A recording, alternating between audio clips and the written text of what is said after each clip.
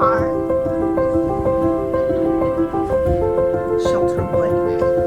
She is the author of the vlog. This is Jean at the Library Mouse. This is a weekend vlog. This weekend, what am I hoping to accomplish? Kitten content is what's coming your way because I have to trap kittens and put them in here. You're gonna come along with me, but I also have an estate sale to go to. We are visiting an abbey. I have a birthday party and then a ton of yard work. So, oh, and some reading. I will talk about books, so come along with me.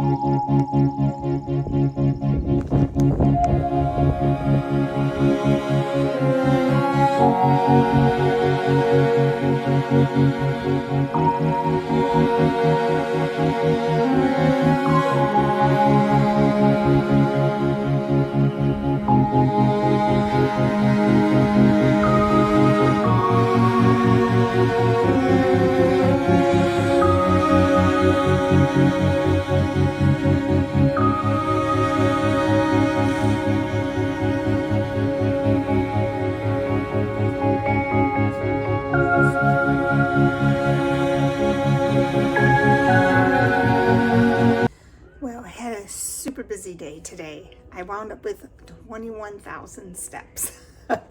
So I'm actually getting ready for bed, but I was going to share, my friend and I went to the abbey where the monks live, and we went to the store that they have there, and I wound up getting some Genesee Abbey coffee. It is a Jamaican Me Joe, which is rum, pecan, Kahlua, cinnamon, caramel, and vanilla flavor. It sounded really good.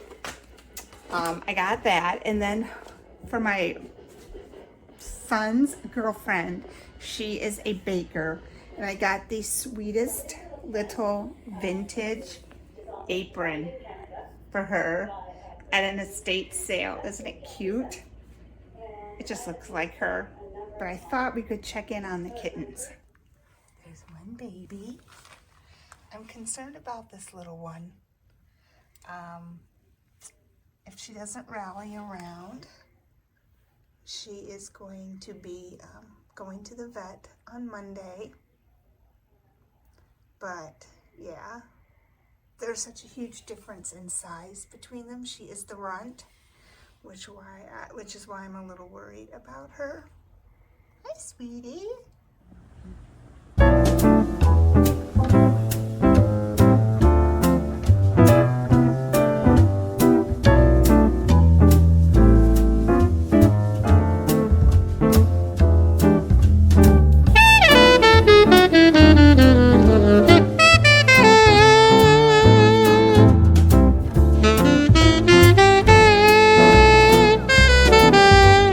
Saturday.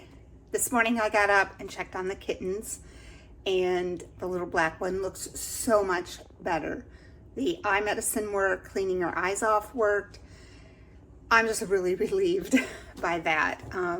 I have kitten replacement milk, which the kittens are eating on their own, but I just wanted to give her a little extra nutrition.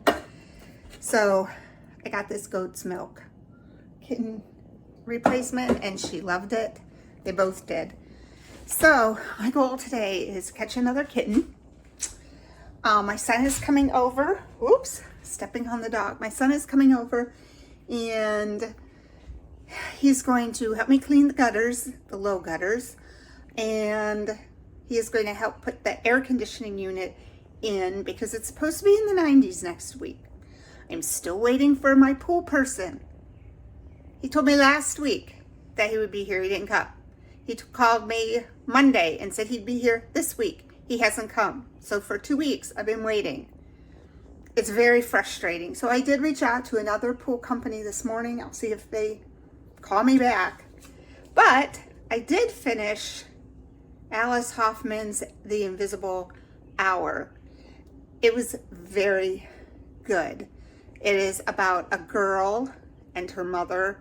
The girl grew up in the community, which is like a cult, run by this man named Joel Davis, who pretty much adopted her when she was young. Her mother had shown up there. Joel Davis took her in, adopted the baby she was pregnant with. He's very cruel. He's very authoritarian. She winds up falling in love with reading, realizing that books can open doors for her because women are not allowed to read in this cult. And she becomes enamored with the book, The Scarlet Letter, and how much that character reminded her of her mother. And then it's very, very, very realistic until about 75%, after you're done reading about 75%. And then it turns into magical realism with some time travel. It was good. It was very good. I liked it. I liked it a lot better than her book Here on Earth. So this I give 4 stars to. Here we are this morning with the babies. We've got this little one and then the 2 over there. And we have a new cat playpen coming later today so that they have more room to run around. But look at these little feral kittens are just coming. They're super sweet. I think they'll be ready for a home way faster than we thought that they would be. But look how tiny. Just look how tiny she is compared to that one and that one. But yeah, I just cleaned up their pen and I'm gonna get them some food.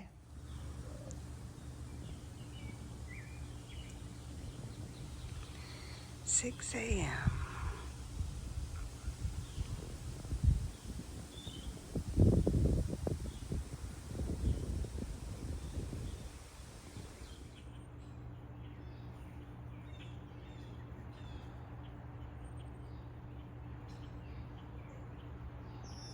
Happy heat wave. It is Sunday and so much has happened over the weekend. I got a lot of work done around the house. My pool guy actually came last night and gave me reassurance that I can get the pool open very soon. So he got the pump running. I've shocked it. So yay, we are having a heat wave. It's in the 90s. Tomorrow is supposed to be worse. And those kittens that I've trapped are in the sunroom right now, and it's really, really hot. So I decided to come into the den, which is going to be my future library, and just kind of clean it up to bring them in here because it's cooler. My framed Outer Banks pics. I'm not going to show this room. It's bad. But this is where we had Chuck's bed. Anyway, this is where we had Chuck's bed when he couldn't make it up the stairs anymore. And I had all his stuff here, like his medical stuff, all of his clothes, his heating pad, everything. And I, to be honest, have just shut the door. I have not come back into this room. So it's really hard to come in here. But I know that this is the best place for the kittens because it's the coolest place. So I'm going to be working on cleaning it.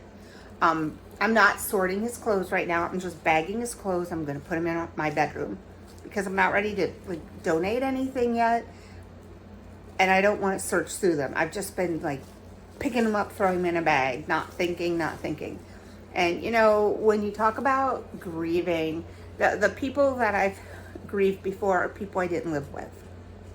My dad, my daughter-in-law, my sister-in-law. But it's different with Chuck because he was here and I see his stuff all over. But the kitties need this room, and Chuck would be like, just do it. Stop farting around, Gina, just do it. So that's what I'm gonna do. And then I will show you what I got for them so they're not stuck in just one playpen. Okay, excuse all that, taking care of that. But this is what I got for the cats. Woo! Let's see what it looks like.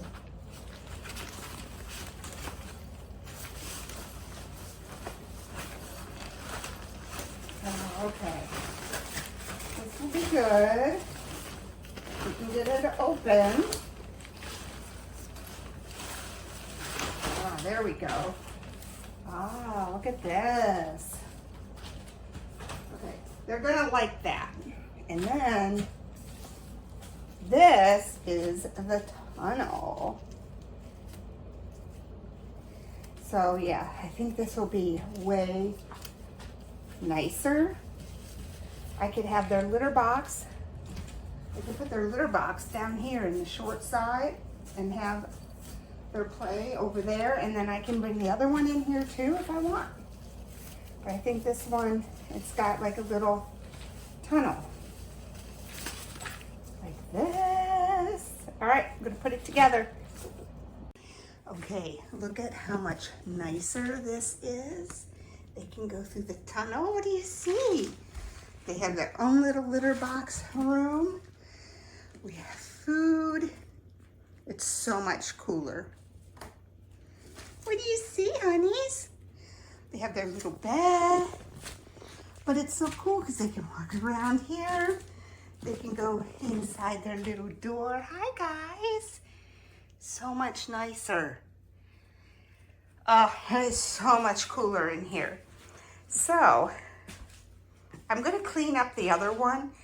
I'm going to bring that one, I think, in too. But I really, really like this setup. So, yeah, I'm happy with this. I feel like they have a lot more space. And I like that they have this little tunnel. And they can crawl in this hole. I'm going to bring their other little toy.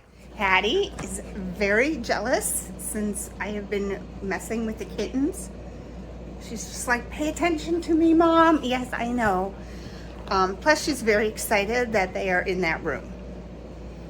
So, I think, you know, I can introduce the other cats in there too, but I can't do that until the kittens are vetted because I would guarantee that they have worms.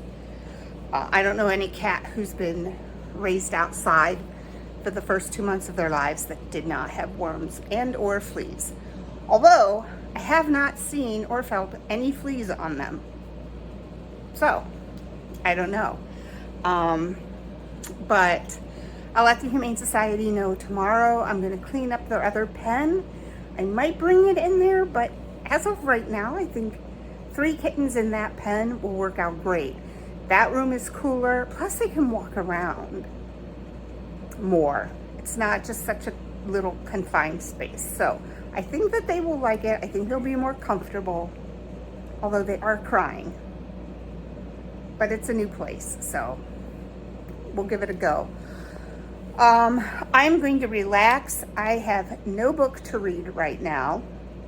I have a hold at the library that I'm going to pick up tomorrow called It's Okay Not to Be Okay. It was a book that was recommended from every group, like grief support group that I have been in. So I'm going to pick it up, but I'm going to try to find a Libby. I think I do. I lie. I have that book from this video that everybody picked out from Amazon First Reads, and I do have it downloaded. It's a fantasy. I'm going to try it.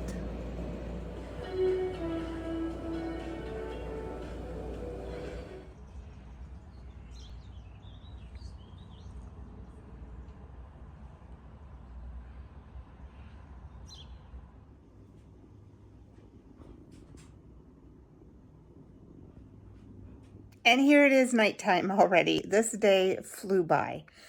I have been busy. It's still a heat wave around here, and I wound up going with my daughter and two of my grandchildren to a splash park this evening, which felt great.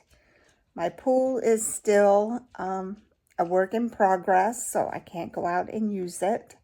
I did spend some time reading The Golden Age of Magic. Oh, what is the name of that book? I'll tell you in a minute. It's on my Kindle. In order to keep myself busy, yeah, it is The Golden Age of Magic. It is a book that was an Amazon first read, and I put up a poll asking people to choose which book they wanted me to pick.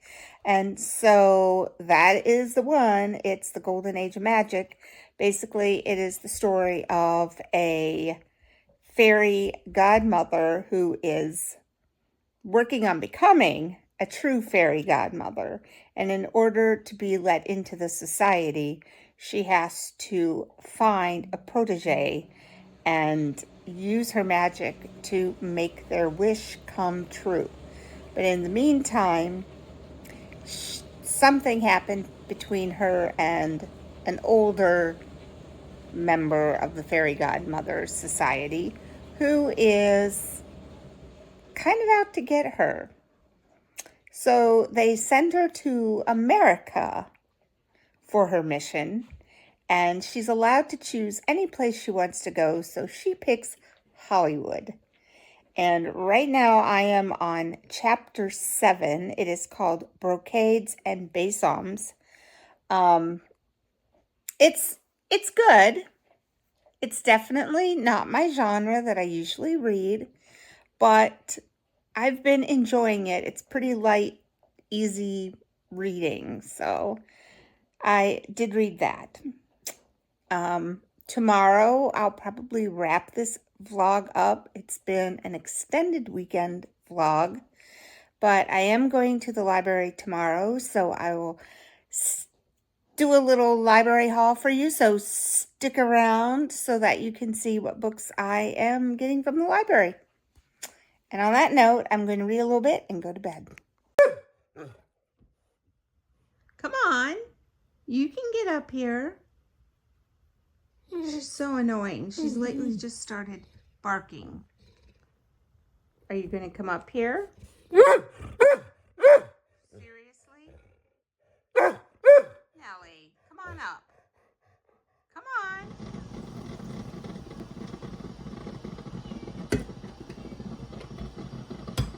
All right, well, I did not make it to the library that has my hold because they're closed today. So I decided to drive a little bit further and visit another library.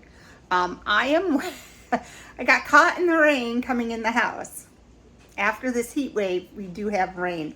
I am very excited for my library haul.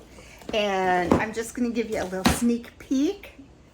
And then I think I'm going to do a library haul video.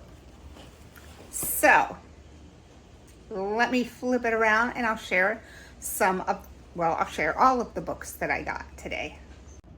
Okay, I am super excited to share my library haul with everybody. I wound up going to a larger library that I had to drive to because my local library was closed.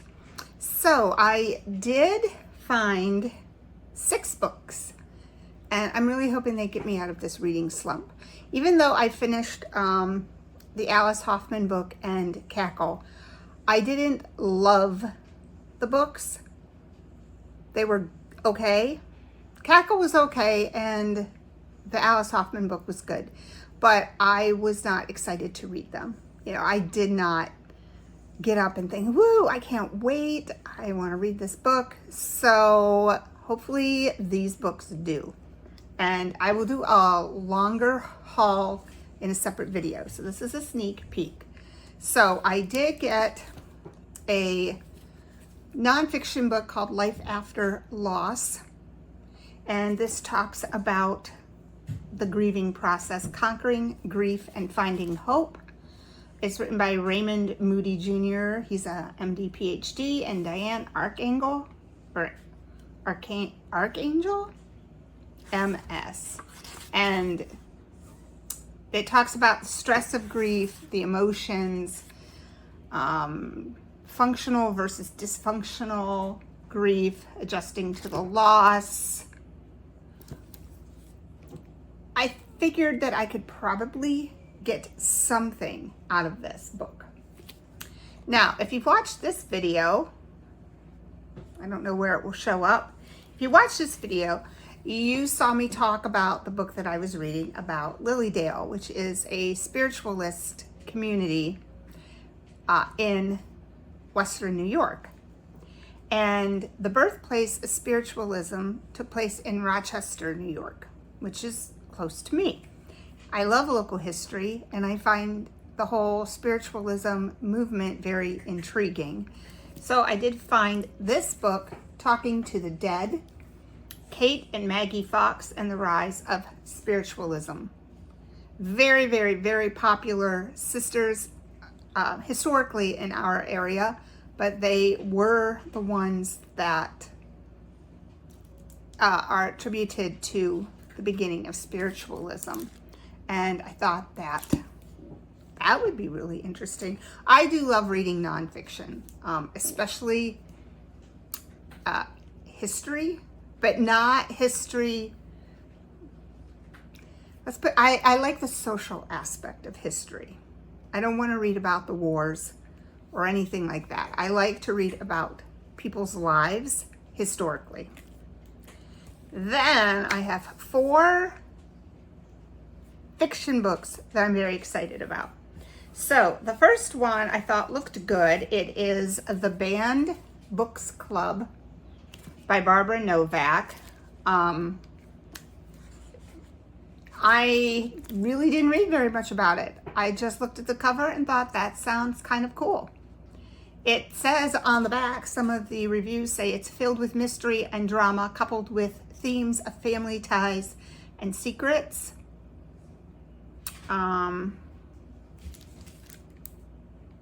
It looks like she left her hometown following a scandal, but family loyalty is dragging her back. So that sounds like it might be good. If you have watched any of my other videos, you will know I am a fan of Lisa Wingate, and I actually have this on my TBR. I just keep a list of books that I would like to read in my notes section on my phone, and it is Lisa Wingate's Shelterwood. She is the author of Before We Were Yours, which I loved that book. This is a sweeping novel inspired by the untold history of women pioneers who fought to protect children caught in the storm of land barons hungry for power and oil wealth. So I even feel like the setting is unique. So it takes place in 2 different time periods, Oklahoma in 1909 and Oklahoma in 1990. So I'm excited about this book. I thought the next book I could use for Ellen's book challenge, her diversity book challenge. This is Archer's Voice by Mia Sheridan. And the author actually wrote a note on the back that said, I was so nervous about the way in which my disabled, extremely vulnerable hero would be received. But to watch Arthur be embraced the way he's been and to see readers share their love for this book has often moved me to tears. This is a special edition with, it's annotated. So the author puts her author notes as she is writing. So for example, she said, this was a difficult scene to write. I felt like I'd sullied naive Archer. But in some ways, this scene was important as far as Archer's development. That's super interesting. I'm excited to read this book.